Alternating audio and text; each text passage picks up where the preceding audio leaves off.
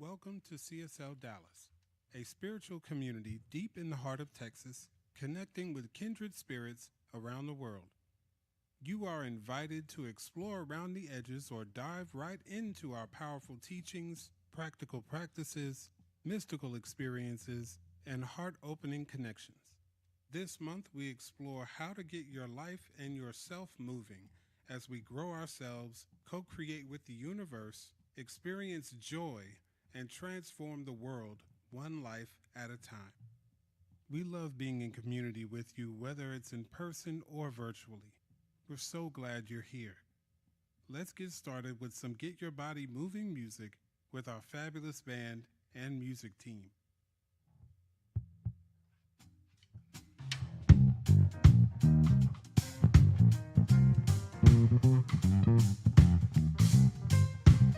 Good morning, CSLDallas.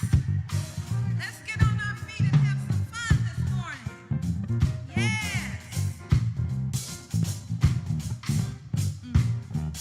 Hey, 1, 2. Everything that I need to know about what lies before me. Everything that I need to know about what lies before me is available to me. Is available to me through the mind of God within me. Everything that I need to do about what lies before me. Everything that I need to do about what lies before me is available to me. Is available to me through the mind of God within me. Everything that I need to release about what lies before me. Everything that I need to release about what lies before me is available to me. Is available to me through the mind of God within me. Everything that I need to accept about what lies before me. Everything that I need to accept about what lies before me is available to me. Is available to me through the mind of God within me. Through the mind of God within me. Through the mind of God within me. Through the mind of God within me.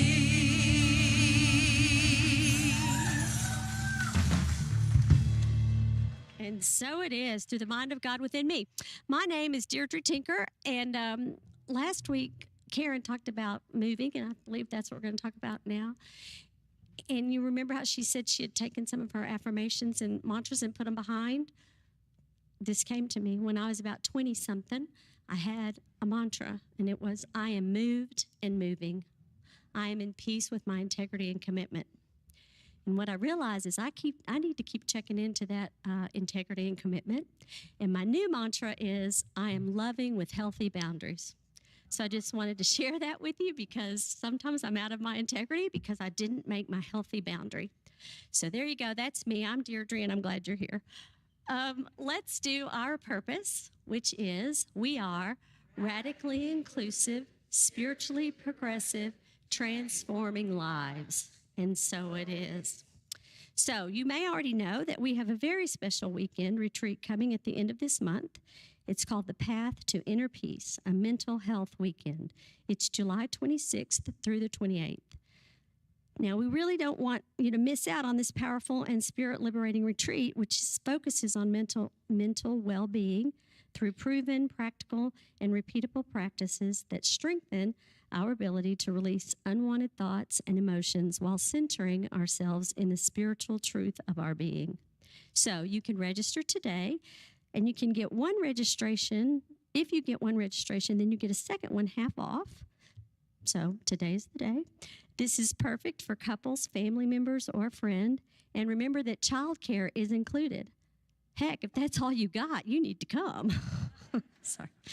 Yeah, remember I'm a school teacher and I'm on break. I'm coming.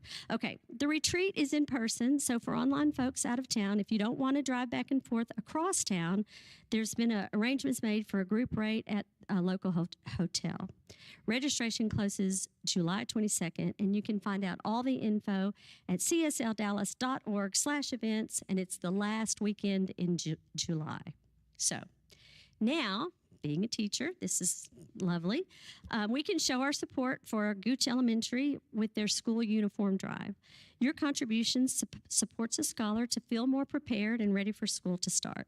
It's $50, which will cover, or you can always give more, but $50 will cover the cost of a uniform. You can go to CSLDallas.org and use the donate button. You go to the Give To drop-down menu and select Gooch Uniform. And there are volunteers over whether this community service team who will be in Pankey Hall to answer your questions and to assist you if you want to give right now. Okay, so I'm also from Texas, just so y'all know. Whether you are joining us for the first time today or you've been here for years, welcome. And if you found us in person or online, we'd love for you to stay in touch with us. As you can see, there are lots of ways up there. And we also have a Connect card. If you're right here in the sanctuary, you can fill this out. Or if you're online, there'll be one in the chat link. And we just want you to stay connected. We know we're connected, whether we do all this or not, but this helps other people become connected with us. So we hope you'll do all this business. Now, let's settle into the morning with our music team, Stephanie, Denise, Aaron, and Glenda. And then we'll go inside to center with our practitioner, Anita Pickenpaw.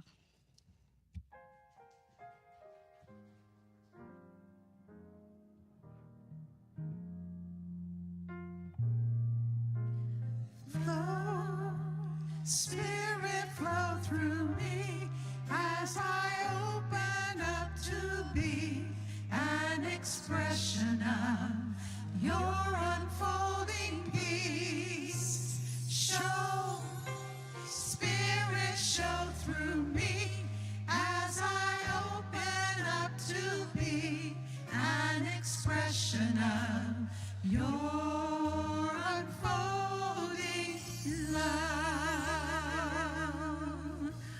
Flow, Spirit, flow through me as I open up to be an expression of your unfolding peace. Show, Spirit, show through me as I open up to be an expression of your unfolding love.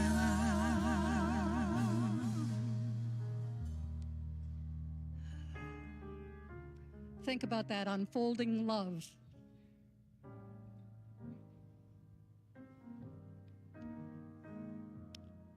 I invite you to take a breath with me and breathe in that unfolding love. For it is indeed the very essence of who we are. Love in manifest expression.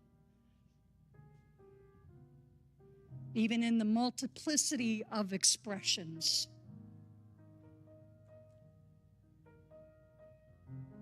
Opening to that unfolding love. Just see the tops of your head open up and seeing that love simply pouring in and through you so that it fills you from the top of your head to the bottom of your feet and spills out through your toes.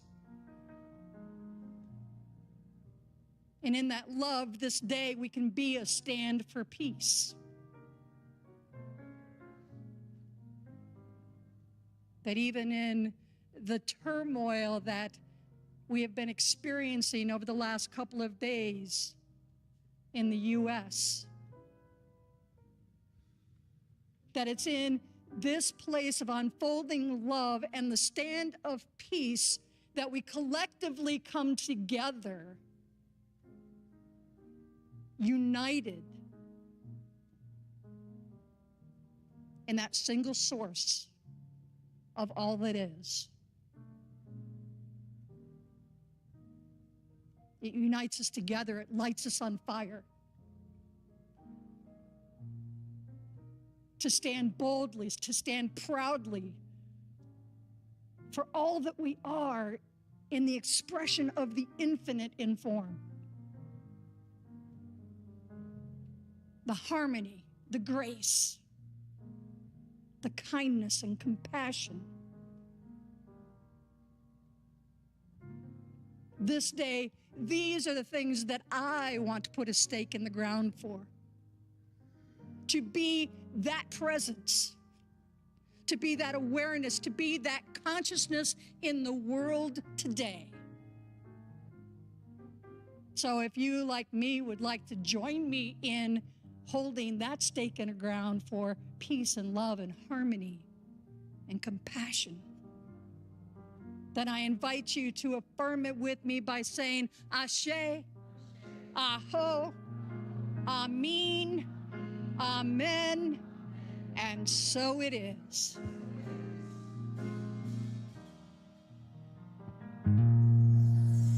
Love, Spirit, flow through me as I open up to be an expression of your unfolding peace. Show, Spirit, show through me as I open up to be an expression of your unfolding love.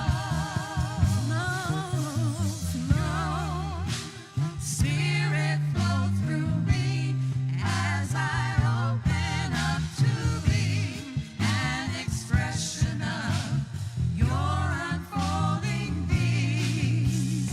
Show, Spirit, show through me as I open up to be an expression of your unfolding love. Your unfolding love.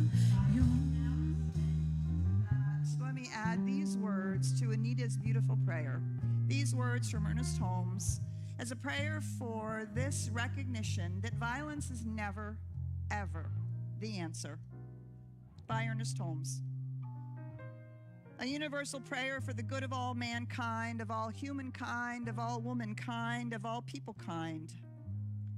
To bring peace to our hearts, to our homes, to our minds, and to our souls from today to eternity. Infinite Spirit, bring peace and goodwill to all. Direct the pathway of every person in our nation into unity, happiness, and prosperity. Remove the thought of fear, anger, greed, and hate from the mind of every person. Let every thought of hate be turned to love. Every thought of fear be turned to faith. Every thought of doubt be turned to certainty. Every thought of war or violence be turned to peace. Heal the wounds of our nation, heal the wounds of our people, heal the wounds of the world, and bring peace upon the face of the earth. Now.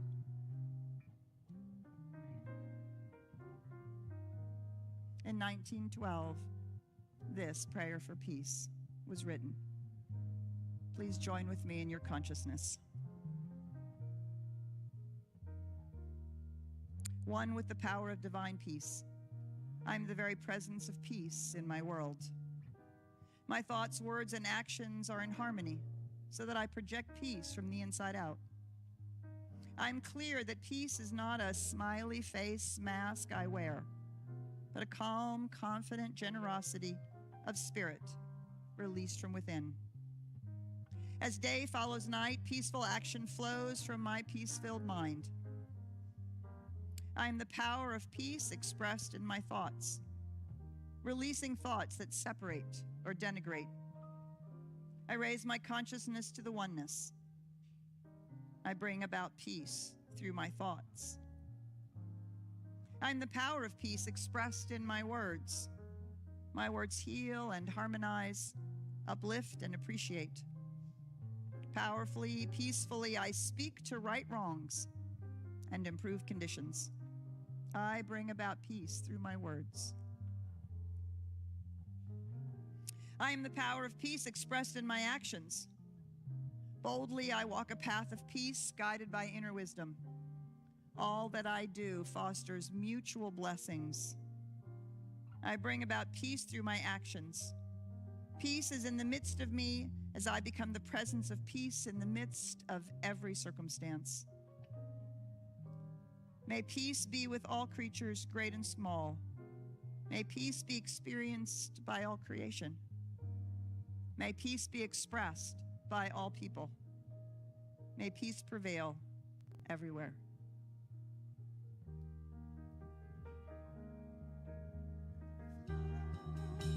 Spirit flow through me as I open up to thee, an expression of your unfolding peace.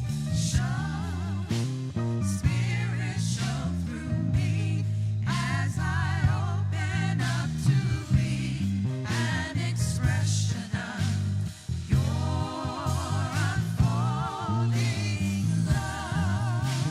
Unfolding love, your unfolding love, unfolding love, your unfolding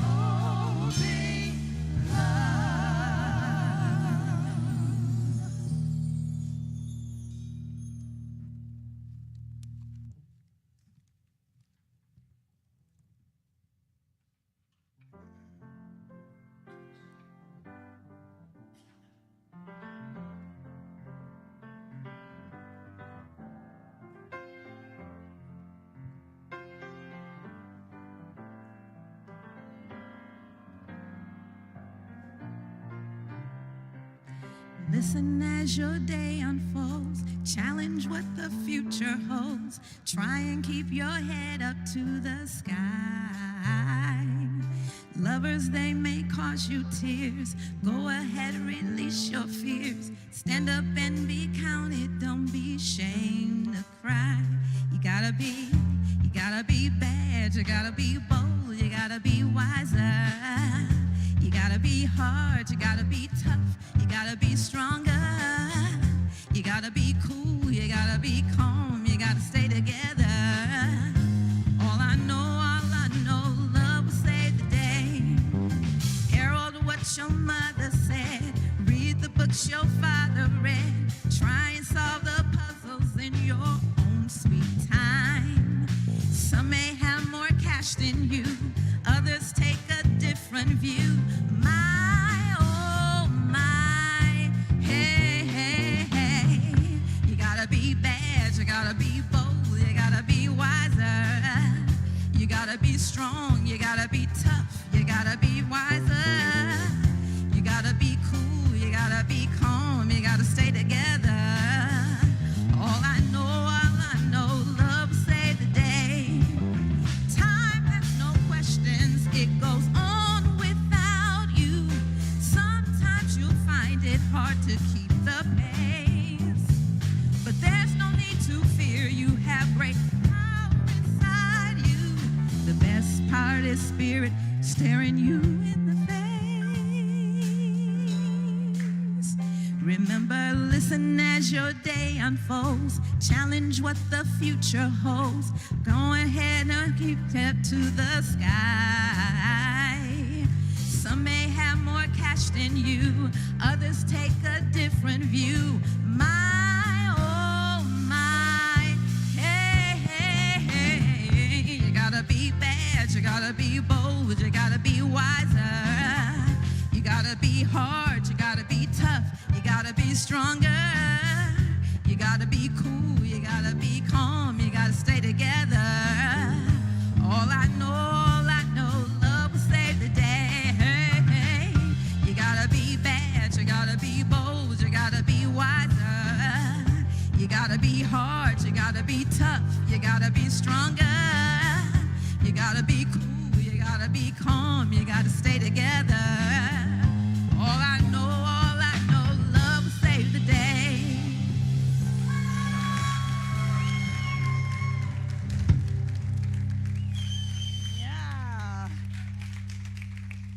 Thank you so much, Glenda and our fabulous band. Thank you so much.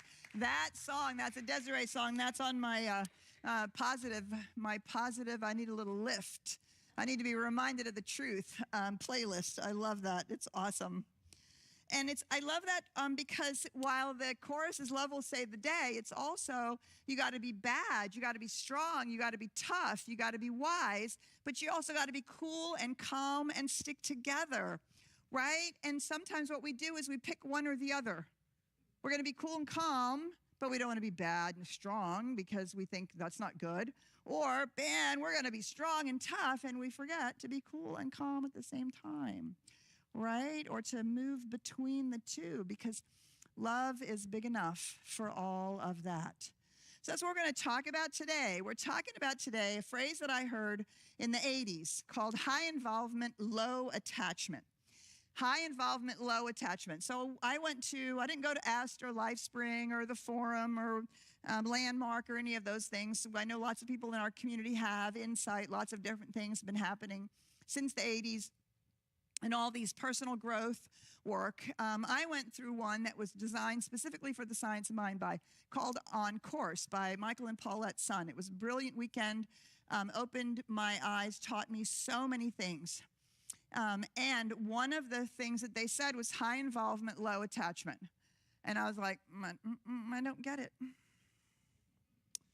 Aren't we supposed to pick our end result and put the stake in the ground and and not move and be attached to it? Maybe not quite so much like that. High involvement, low attachment. I have to tell you that took me a long time to really understand what was being talked about. I do notice that today in personal growth coaching, in executive coaching, and success coaching, they say high intention, low attachment. But I still love this idea of high involvement, low attachment. And it's that balance of that complementary nature of seemingly paradoxical things that allow us to be on the move in our lives.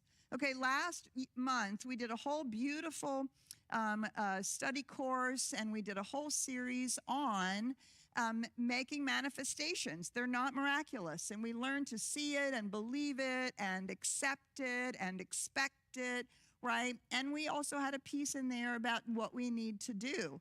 But most of that work is consciousness work. It's the work that we do to set that intention, to hold the vision, to decide which direction we're going to go. But then we have to go, right? We have to move. We have to work on it. And if you were listening to the Science of Mind class this morning, Steph gave a beautiful example of you get the nudge, you get the idea, and then it might be weeks, months, even years before it comes about because the whole time you're in process of doing life. I like to say life is lifing. Right? And that's why we picked this beautiful image for this month on the river rafting. I want to say a huge shout out to our fabulous Sacred Space team. They made us a beautiful, beautiful river up here for our altar. And we're in the river of life. We say what we want. We do our affirmations. We do our consciousness work. But then we have to actually get in the boat. And we have to start going wherever it is we're going. If it's just in our lives, right? You got to get up every morning. You got to decide how your day is going to be. And then you don't just stay in bed. We actually have to get ourselves up and out of the bed, even if we feel like staying in bed, right? We have to get up and out and continue to live our lives, whether we're going for some big outward goal or whether we're simply moving calmly through the experience of life with our friends and our family and our own interior experience. We're actually on the river. And I don't know about you, but my river regularly has rapids. Does yours? Sometimes there's a dam. Sometimes a log is falling across it. Like, now what do we do? Right? Sometimes the river's dried up. And I'm like, oh my goodness, do I have to portage or shall I wait for rain? There's so many beautiful ways that our river can be a metaphor for that our life is actually moving forward every day, and forward not so much like inevitably progressing towards a goal per se, but our life is lifing. Life is moving as us in the world. So this whole month is how to be in that movement. How are we in that movement? So as we talk about high involvement, low attachment, it really became clear to me that we needed to reference the Four Noble Truths from Buddhism. Many of us are very attracted to Buddhism, and there is a deep sense of sort of allowing things to unfold. So the Four Noble Truths is life is suffering. We are not, which basically means we're not happy with our lives. It's suffering. Suffering has a cause. There is a reason that we're suffering. And the Buddhist answer to that is desire. And they describe this desire as grasping, clinging, and attachment. We grasp for power, we cling to people, we're attached to our prosperity, and we have a desire for more of all of this stuff, and that causes suffering. There is a way out of suffering. There is a way out of suffering, and that is through the Eightfold Path. And so if you've studied Buddhism or you've heard any of the conversations we've had in classes or from the platform about Buddhism, the Eightfold Path is really very much in alignment with what what Science of Mind teaches, which is that right alignment with the indwelling spirit. Except there's a problem with let me just say that there's not a complete agreement on the Science of Mind point of view to the Four Noble Truths. So I've taken the liberty of rewriting the Four Noble Truths based on the Science of Mind. So here we go, because I can do that, right? Life can be suffering. Does anybody want to disagree with that? We are not always happy with our lives, right? Yes. We're not always happy the way it's going. We're not always happy with the rapids that showed up that we weren't expecting. Suffering has a cause. We do not say that it's desire that is the cause of suffering. Suffering is caused by resistance to what is and attachment to how it should work out. Resistance and attachment, primarily the cause of suffering. We resist what is, the rapids that we're in or the rapids that are coming up, and we want it to be different. We are attached to the calm pool that we were in just 5 minutes ago. It was lovely. We were enjoying everything. And like, why are these rapids here now? No, I didn't want rapids. I didn't order them. There is a way to end suffering. High involvement, low attachment is one of the ways to end suffering. It's a way of engaging with complete trust. Gotta breathe in on that one. Engage with trust. Notice that it has both the word engage and trust in it. High involvement, low attachment. Engage with trust. This is how we are invited. And when we move in the world this way, life is like a river, and we do actually manage the rapids. And when the rapids are for class and we go, I don't think I know how to do that. I'm not going to do that. What do we do? What do we do? Do we get out? Do we get out of the boat? Do we say, this was stupid? Why did I get on this river cruise? Why did I get on this raft anyway? No, if it's too much for us and we're not ready for it, we get out and we portage the boat past the four rapids and we get back in again. Or at least we can if we are highly involved and have low attachment. So I grew up loving this particular quote. This quote opens a book of quotes that I wrote when I was 13. I collected all the inspirational quotes that I had until that point. And this quote from Zig Ziglar, expect the best, prepare for the worst, and capitalize on what comes. Expect the best, prepare for the worst, and capitalize on what comes. Now, I have said this over the course of my ministry, and I have had Science of Mind and New Thought people go, oh, If you expect the best, you're going to if you're going to prepare for the worst, you're going to get that. No, I'm expecting the best. But I am not fooled. I do not pretend that there aren't rapids on the river. Do you see? I don't pretend that occasionally there's a waterfall or a big giant boulder that's been rolled into the river. I don't pretend that there isn't going to be a storm. I don't necessarily need for there not to be storms. Storms are important. So, preparing for the worst, I prepare for the worst by taking my umbrella and my raincoat hiking, and therefore it almost never rains because I'm prepared. Right? Right? Isn't that how that works? You know it. You know it. Not expect the worst. Do you see? So we expect the best, prepare for the worst, and we capitalize on what comes. We capitalize it. We use it as part of the process of moving forward. I love that. But I also, in finding this quote, I found another one that I like even better. Expect the best, plan for the worst, and prepare to be surprised.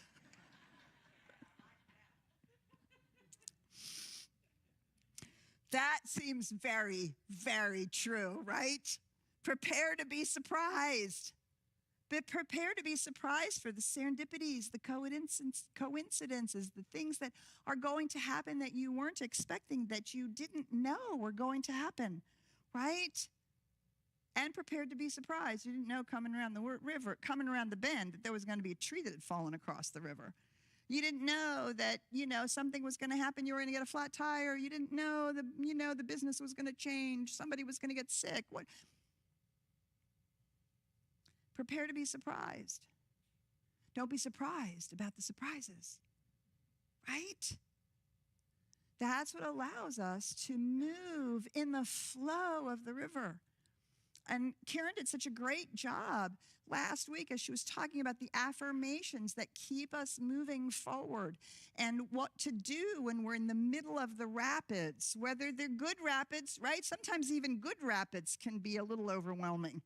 You get invited to do the talk at work, and you're going to get a promotion, and they want to give you all this extra business, and they want you to do all this stuff because you're so amazing, and you're like, okay. Wasn't expecting all that good. Prepare to be surprised.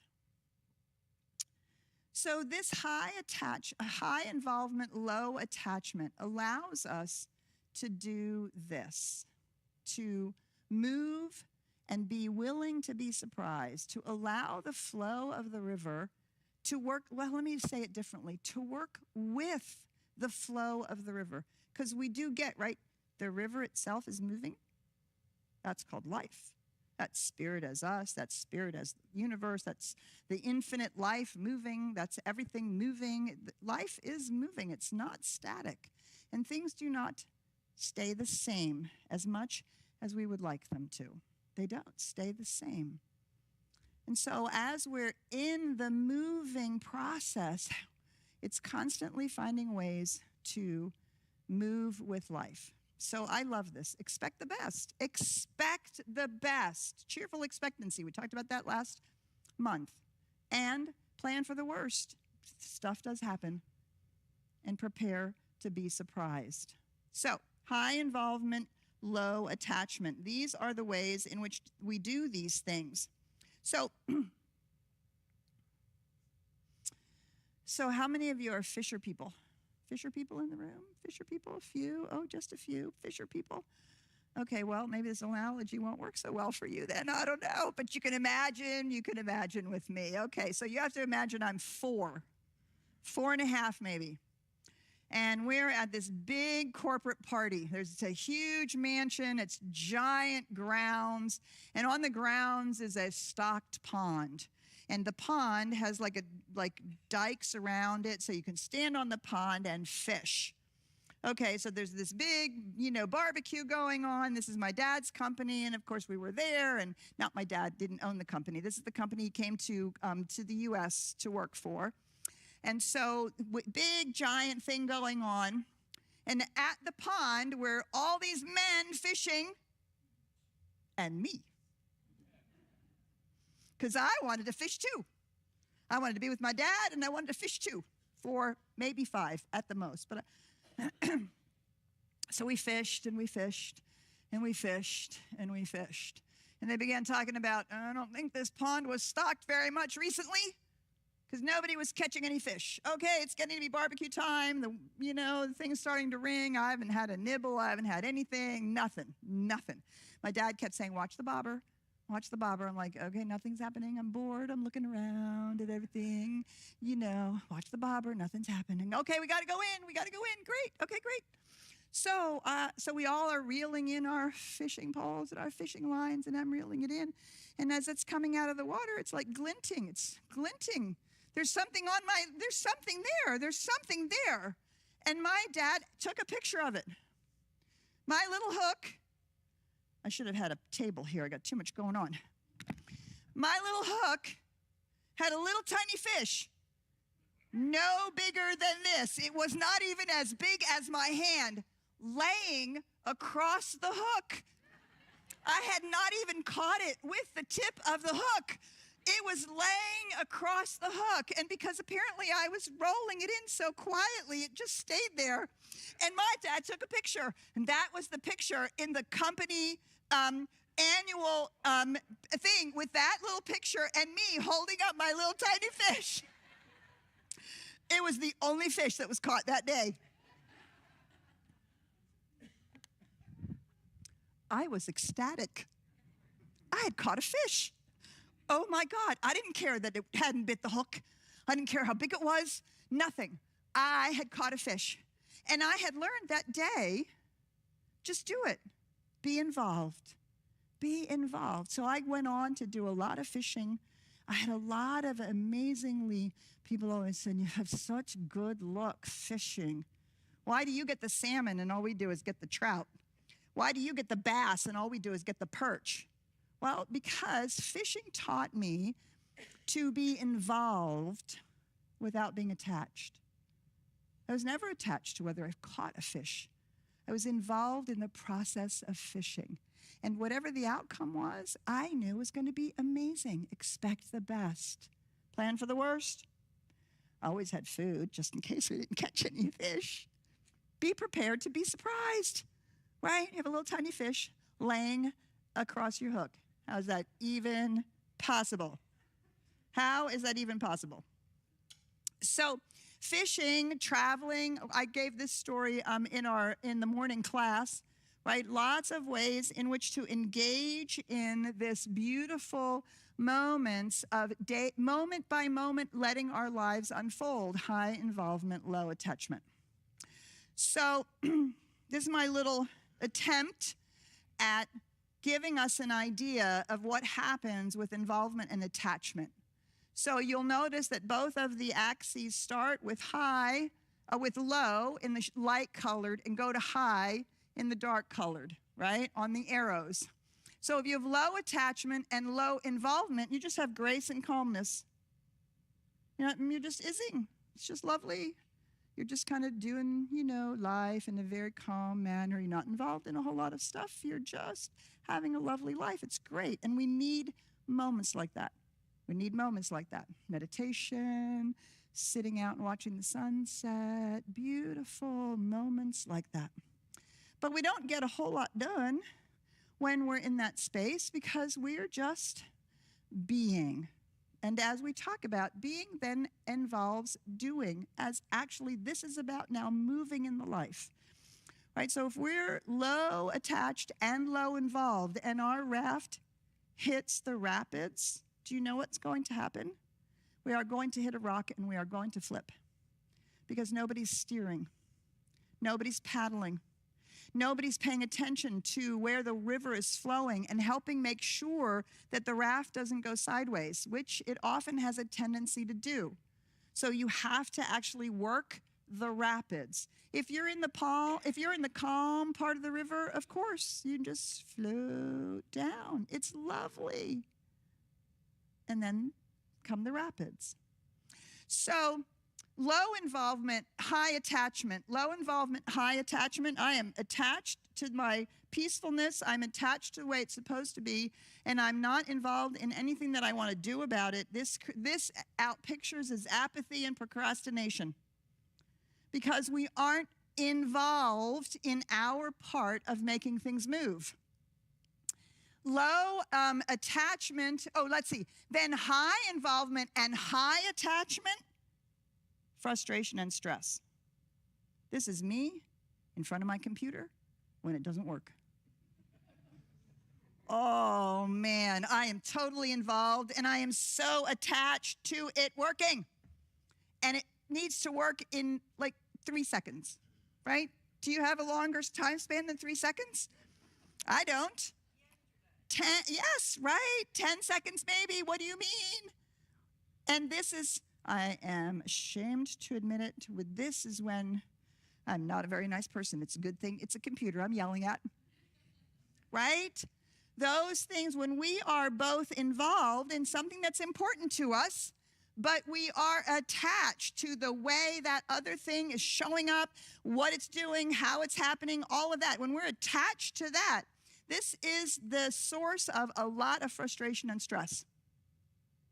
So what we want is high involvement, low attachment, effortless productivity, effortless doing, effortless, right? So if we're taking our metaphor of the river and we're just continuing on with it, right? When you see the rapids coming, you can tell that the guide is looking for a way through, but we're going to get through it whether we go that way or not. And once you see the chute, you don't actually know where that's going to, how that's going to maneuver, especially if it's a river you haven't been on before, and you're not particularly sure about how that's going to unfold, right? So you have to be not attached to if that chute is going to work.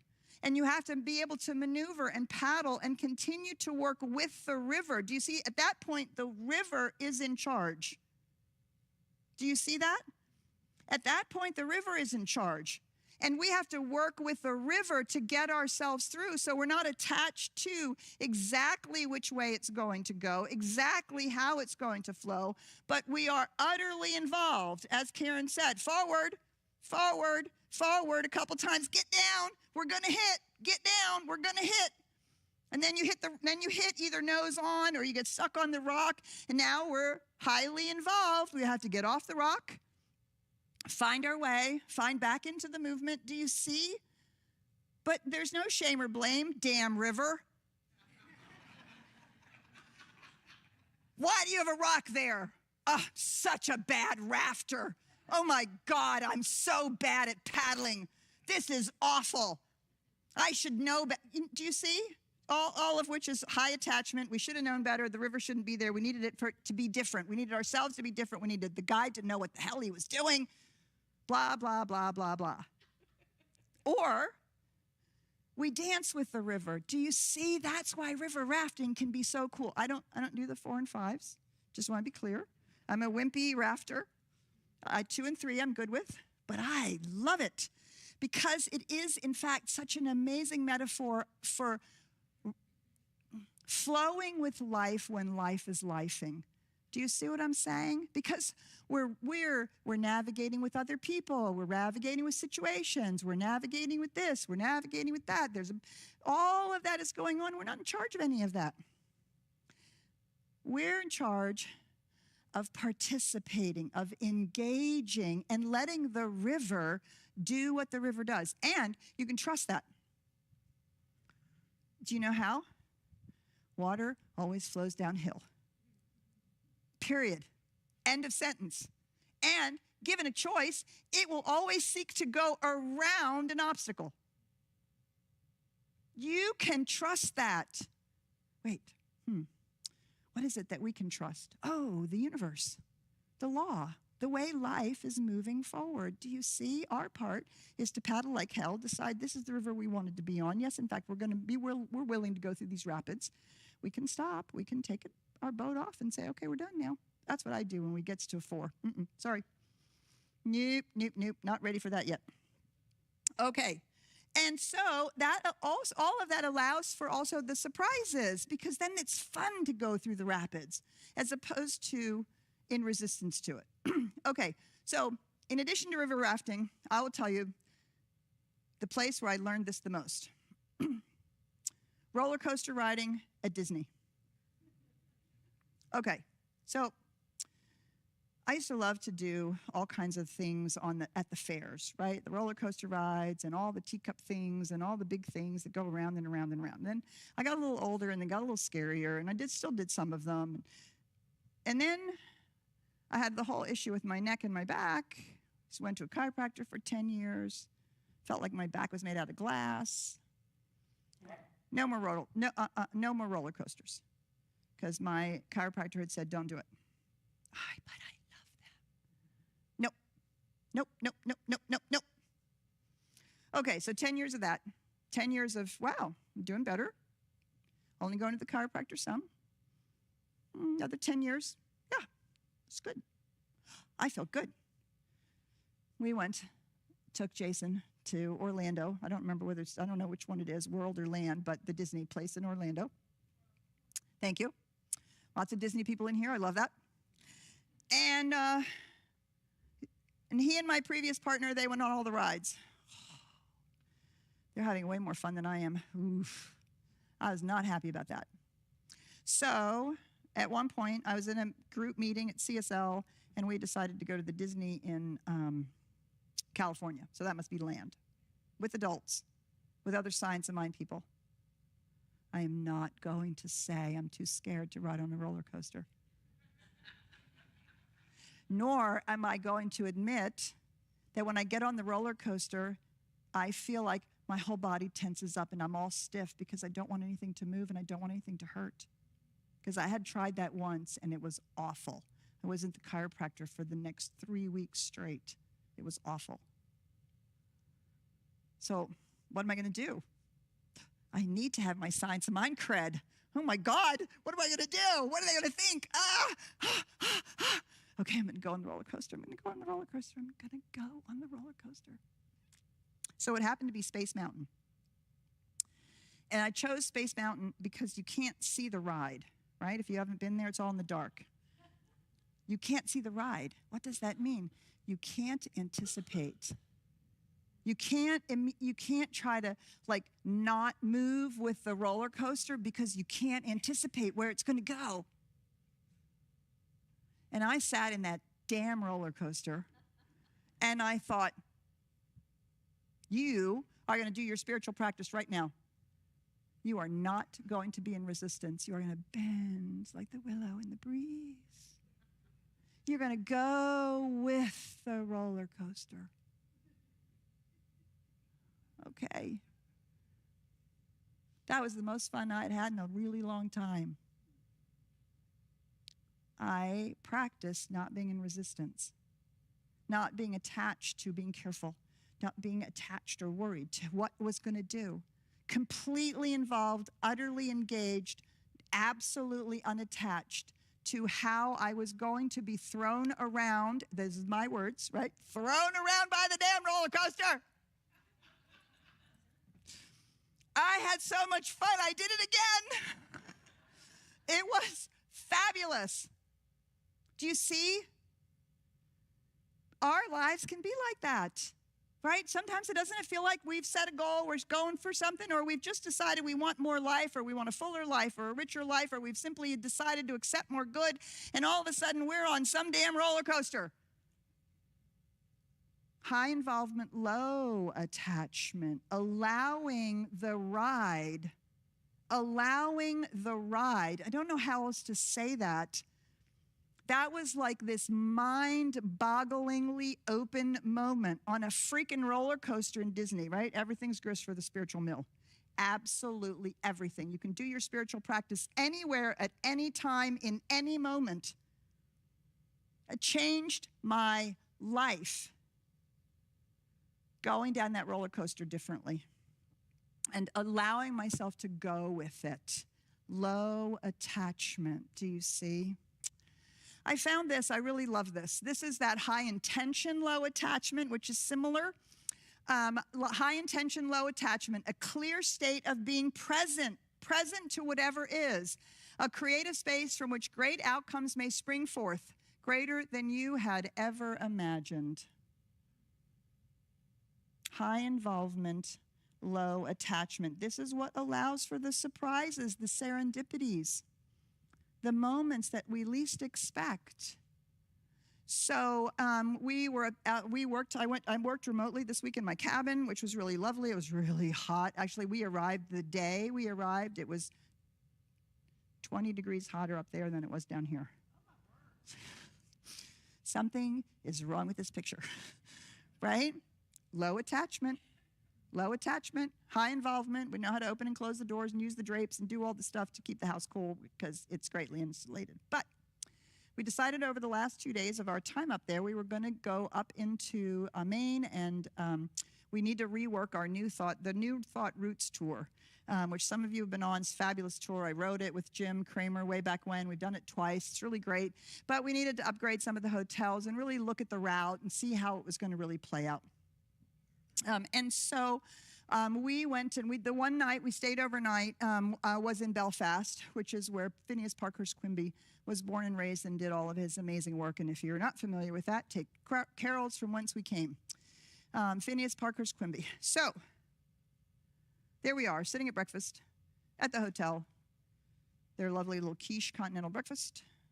And some people over there that we had seen check in. And we're having a conversation about Bethel. Bethel is where Ernest Holmes was grown up.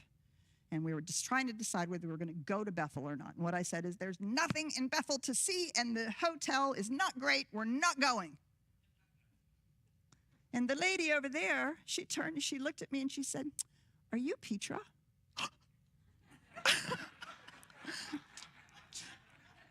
I am. And she said, "Oh, I love the stuff that you write. I love to watch you. I love to see you. I know, blah, blah, blah, blah, blah, blah. I'm a retired minister. I just got married yesterday. This is my new husband. And I heard you talking about Bethel. So, in 2006, we went to Bethel, and there's a museum there." I did not know that. There was not a museum. I didn't know there was a museum there. I don't know how we missed that. There was a museum there, and it shows all about the time period that Ernest Holmes would have lived there, right? And she said, "Yeah, and you know what? We found a guy who did all kinds of research about Ernest Holmes. Actually, not only did he tell all these stories about Ernest Holmes, but he showed us the church where Ernest Holmes crawled under the organ and did the treadle with his self as a kid. That church is there, and you can go see that organ." I didn't know that. Ooh, maybe there are things in Bethel to see. Karen, we have to redecide. We have to think this through again. We need to find a good hotel in Bethel, which, by the way, we have, which is very cool. It's much better than the hotel we stayed in before. Much better. And who knew that right there, and if I hadn't been a little loud about Bethel being nothing, she would never have heard. And because she said, when we saw you check in, I thought I knew who you were, but I wasn't sure, so I didn't want to say anything because, maybe you weren't. But when she heard me exclaim, "There's nothing in Bethel, we're not going there,"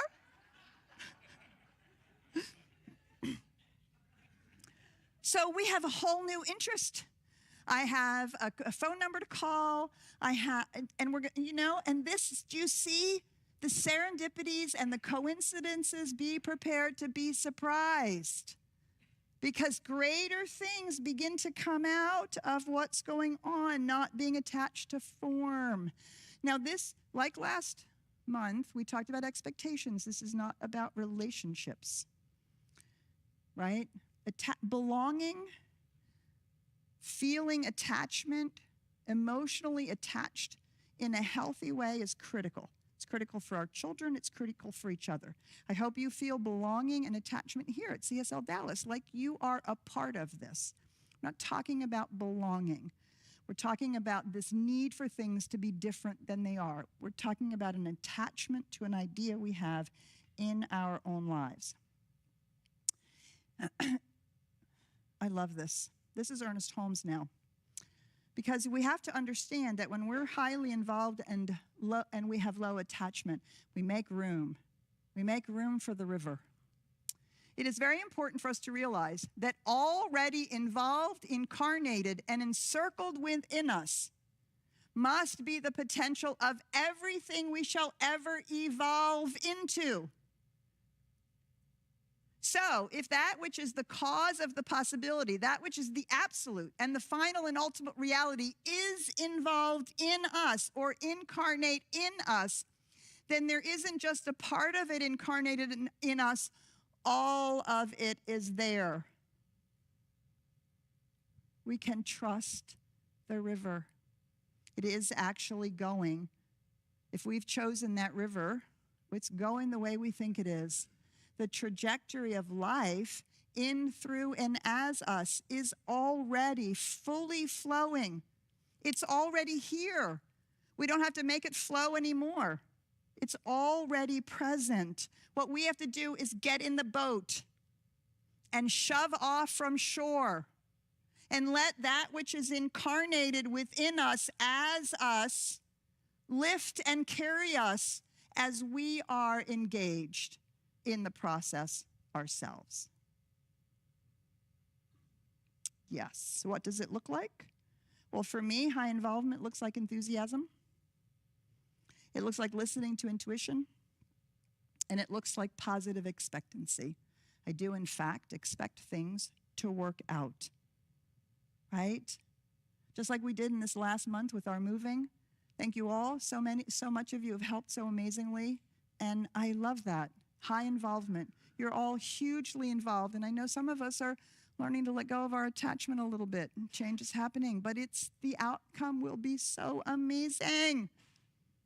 Right? It also means high involvement means all the way through to completion. Not stopping short. Not going, oh, I'm tired now, I don't want to finish it. No.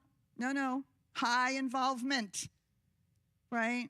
High involvement, not being attached to our inner voices of being tired or procrastinating or the inertia, all of that. And it means celebrating. If we're highly involved, we're celebrating every rapid we've come through. We're celebrating the beauty of the peaceful pools. We're celebrating the moments of having, wow, we shot that rapid. We're celebrating the moment when we said, I think we're going to portage the boat on this one. And we did it, and we put it back in a little bit further down the river. Do you see? Celebrating the moments along the way. These are the ways in which we continue to be highly involved, and trusting that river. This is my little thing that I wrote, my little thing of quotes that I wrote when I was 13. This is Winston Churchill. Success is never final. Damn. Can't rest on your laurels. Failure is never fatal. We will survive the failures, the changes, the upsets, the rapids, the whatever, the broken things. It is the courage to continue that counts. High involvement, low attachment allows us to keep going because we're not clinging to something. It allows us to keep moving because we're trusting the river. We know that we're going to be lifted and carried. It helps us keep moving because we've learned to also trust ourselves. We do actually know how to paddle. We got lots of tools. We got lots of people to rely on. We've got a whole community of people.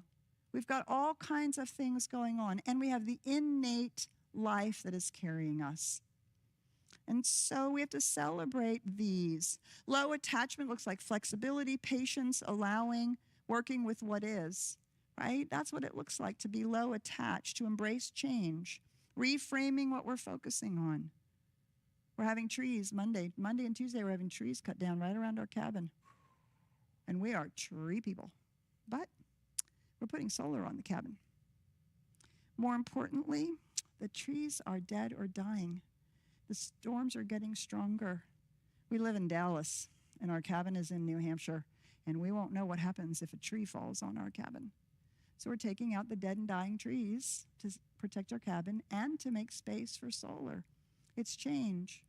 And it'll bring in more wildlife, more birds. It's unexpected surprise. We didn't know we were going to be doing it. And yet here it is. And we expect the best, letting go of attachment. So we've been blessing the trees, being grateful. Armando talked about gratitude in the class this morning. Gratitude is a huge piece of involvement without attachment. Grateful for the process. So now we are paddling with the river of life. May your river rafting this week be spectacular.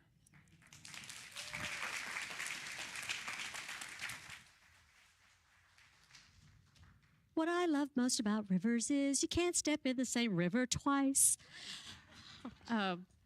Okay, I'm not on the music team lately, so thank you. There you go. So if you're with us or in the room or you're online, we hope that you give generously to the work of CSL Dallas, because without your support, CSL Dallas couldn't offer all that we do. And we activate the law of giving and receiving and make a difference through giving. So let's affirm this by beginning with our abundance affirmation. Here we go. I attract wonderful opportunities for the expression of every talent I possess. Every door and channel are open for my good. Spirit is manifesting the highest good for CSL Dallas and for our community. We let the newness, freshness, and originality of Spirit permeate our entire consciousness. We are open and receptive to our boundless good. And so it is. So we would like you to celebrate. Oh, well, it says that you can give lots of ways. There it is up there again. So if you're online, I think that's going to be on your screen also. And we want you to celebrate what you're grateful for in life. So Sunday the 21st is a perfect opportunity to join with the Gratitude Circle to do just that. The Circle is hosting a special in-person event right here after the celebration, June 21st. So grab your gratitude journal and join in the fun for interactive exercises and get your gratitude on. Now, in August, there are 2 great workshops, and in the first weekend of August, it's called the community member Paula Holland is offering a special workshop, which is August 3rd, to help you get right on track. Are you questioning if you're on the right path in your life? This workshop is designed to give you better clarity on your goals, increase your confidence, and achieve them, and align your accountability with your goals. And then in the second weekend, it's our very own Denise Ackerman. She's right there. She'll be guiding us with an upcoming workshop entitled, It's Never Too Late to Create the Life You Love. This is on August 11th. And just to make sure, the other one was August 3rd. I don't know if I said that. Right now is the best time to create the life that you love, especially as you approach or are already in retirement. Denise will be giving you key tips on overcoming the fear and procrastinating the thoughts that are holding you back in this stage of your life. Life is not passing you by. You have a choice, and the time is now. And just on that, I was going to retire, but now I'm going to rewire, and I'm going to work in my school, but not in the classroom. So there you go. You can learn more about both these workshops and get registered by visiting our event page on csldallas.org. Our spiritual Before you start that, Yeah. so just also a reminder that we had our informations meeting for the Uganda tour. And so the Uganda tour is now open for you to register. We are getting a lot of registration. So if you are thinking about it, you should be registering for it very soon. There should be a flyer in the back with the QR code, or you can go to spirit.tours and find our Uganda trip. Don't miss out. Okay, and our spiritual coaches are available every Sunday for your spiritual support. You can receive a powerful spiritual mind treatment after the celebration today, either in person across the breezeway or online via Zoom through the link that is being posted in the chat right now. Our artist of the month is here with us today, showcasing her beautiful new kind of artwork over in Pankey Hall. Val Guignon, there she is, yeah. She's here to share her latest pieces, and it's a great time to talk to her and take home something very special. Also, the Leadership Lab will be in the sanctuary, and the food will be upstairs in the Prokop room for lunch, yes.